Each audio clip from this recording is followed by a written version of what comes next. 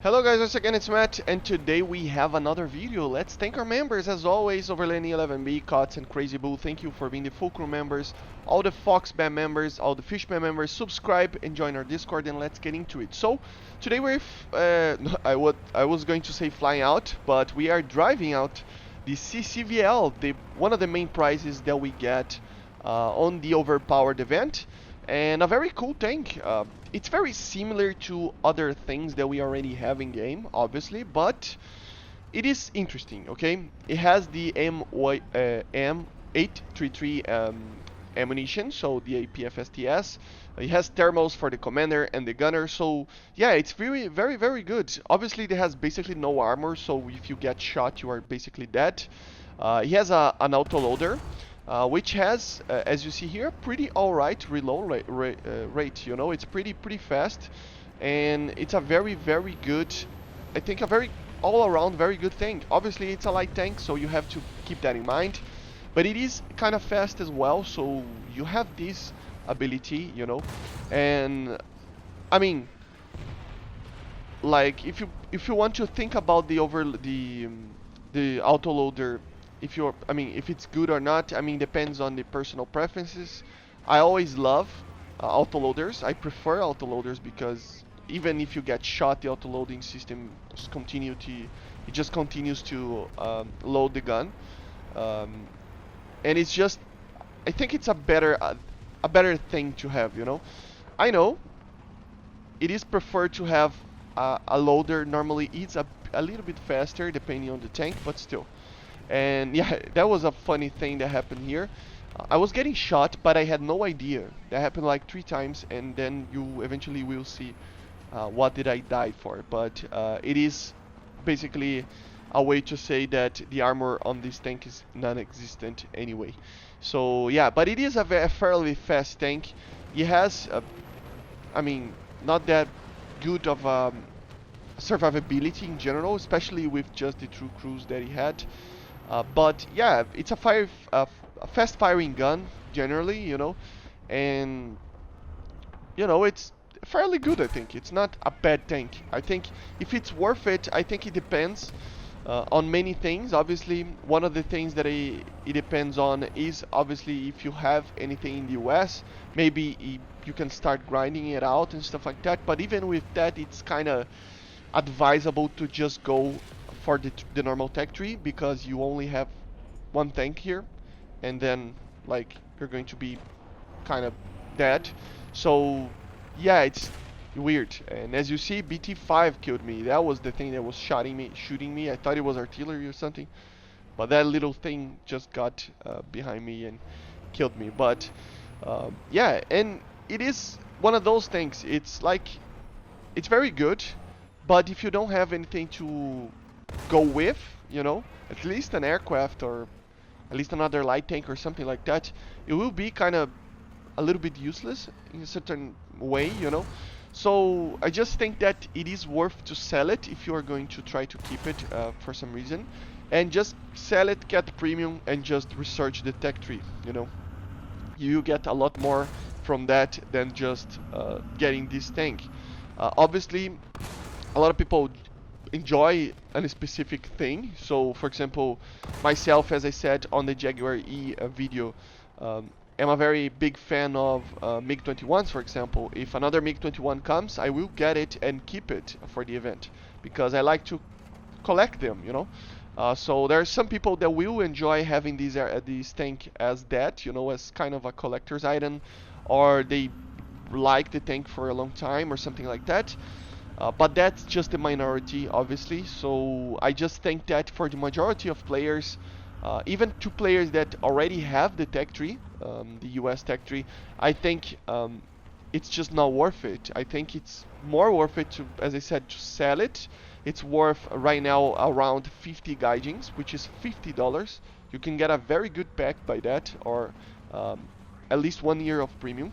So yeah, it's probably the best way to get, if you don't have anything, you don't have premium or anything, yeah, get one of these vehicles and sell it. And in like a month or so, we will have the anniversary of Gaijin, you know, of War Thunder.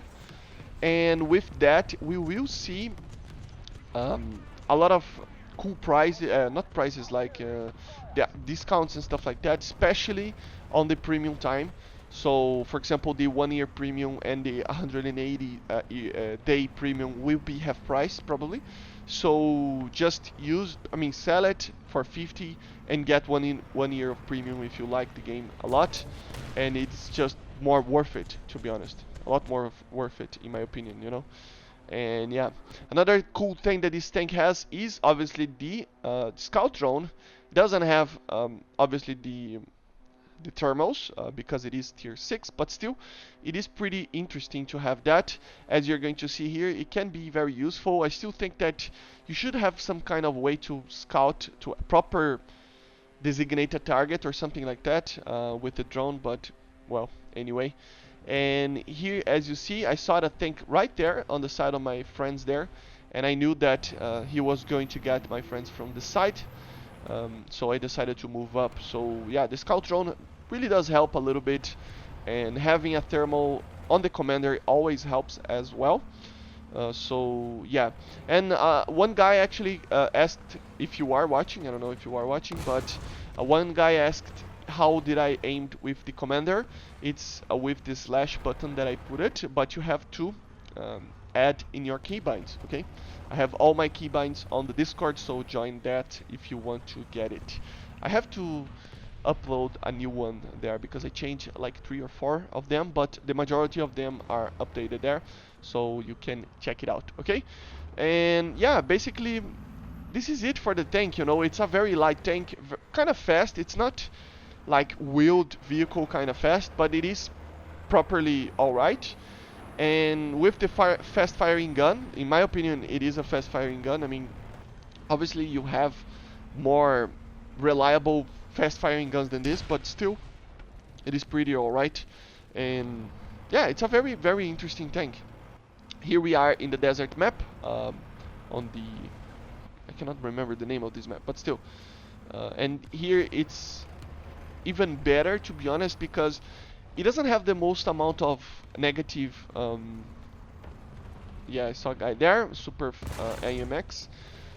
It doesn't have the most amount of depression, negative depression, but still it is pretty interesting, and with these dooms and stuff like that you can get a lot of cool kills with it. And it has a very cool animation, as you see on the back of the turret there, to with the ejection of the case of the ammunition. So yeah, pretty interesting, right? So yeah, basically this is it. It's a video that obviously I normally don't make tank videos. I want to get into more of tank stuff little by little, to be honest, because I want to just get a more broad general audience in War Thunder. But obviously the majority of everything in the channel will always be aircraft, you know, because especially jets. I am doing some videos in the future with the P-51, for example, D-20, that one of the Fulcrum members actually requested for me to do a video on it, to show a little bit on how to fly it and stuff like that, on my opinion. And I will do videos like that as well, you know, but generally jets are more my thing, you know. I mean, I don't quite understand particularly well the normal ways of flying props. To be honest, I just don't have the patience to actually fly props. I just think that it's too much preparation for just a little bit, tiny bit of action. And the jets are basically, I know it's too much right now with the massive furballs that happens in the middle of the map, but still, it's a little bit more action packed, you know, than the props, in my opinion. So yeah, and missiles and modern stuff, it's always fun to play, right? But yeah, but getting back to the main course of the video, as you see, the negative depression of the tank there, it's alright, but it's not that good. It's not amazing, you know, but it's still pretty useful. And get ready to just be shot once and die if you are not getting shot in the engine, basically, because in my experience in this tank, I only get shot on the engine and I didn't die. It's the only place that I got shot and didn't instantly die with one shot. So yeah, of course it's made out of aluminium, so I didn't expect to be anything else than that, right? So yeah, but commenting on the gameplay itself, we were basically dominating this match, and I advanced to the B area over here to cap it, and yeah, continue to push onto the enemy's spawn.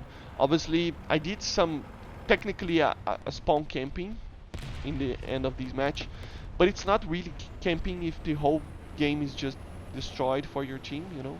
It's not really camped if everybody's dead on the other team, so because what else are you going to do? Are you going to just wait in the flags? It's kind of weird line of thinking, right? So yeah, it's obviously, I mean, camping would be like in the start of the match or even in the middle of the match or in the end of the match, but the match is not over, and instead of you going for cap zones and try to win the battlefield, you are actually just camping the spawn to kill people from um, side aspect of the map. So that would be kind of weird, you know, that would be kind of unethical, to be honest. But in these more like when it's happening like this, for example, everybody's kind of dead on the other team, and there's some aircraft flying around. Of course, we will push and go for the spawn, you know, because yeah, why wouldn't you, right? So yeah, and as you see on the off-road kind of capabilities of movement in this tank, it's not that good. It's all right, as I said. I don't think it's the most amount of. I mean, an Abrams, for example, will move very much better than this, I think, in the T80 and stuff like that, even the Leopard 2s and stuff.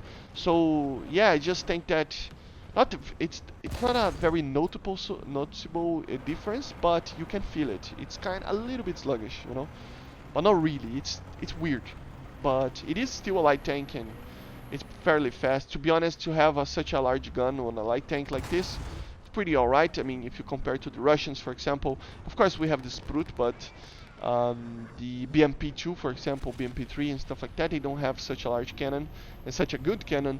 Only has the autocannon and ATGM launchers and stuff like that, so you ended up kind of having a problem. So this is a different approach. It's kind of like a modern tank destroyer in a certain way, you know, like the M18 kind of is a tank destroyer. So it's funny how modern Combat Arena allows for that a little bit. Obviously these are prototypes, I think, but still. I got the Wirbelwind there, and two tanks there, as you see, got shot in the engine, and the engine actually took the hit, but it was kind of like a diagonal shot, but still, it was the only shot that I took that I didn't die instantly, to be honest, and that on the BT5, but that kind of doesn't count, right? And yeah, but pretty cool, pretty cool. Just trying to maintain a good position on this Leopard. As you see, I cannot penetrate it, but I'm not aiming properly as well. And it is a fast firing gun. I think it's fairly good. But yeah, what do you think about these tanks or these vehicles in general from the event? I think they were kind of underestimated. They're kind of fun to fly and play, to be honest, but still it's not the most amazing thing ever. It's the problem, my problem with them is that they are basically the same that we already have in the line. That's basically it. The Jaguar that we already have the A, and these we already have other tanks there, like the XM80 and stuff like that. But it's another addition, and yeah, well, pretty cool. And let me know in the comments what you think about this tank, and I see you guys on the next one. So bye guys, see ya. The match was over after this. Bye.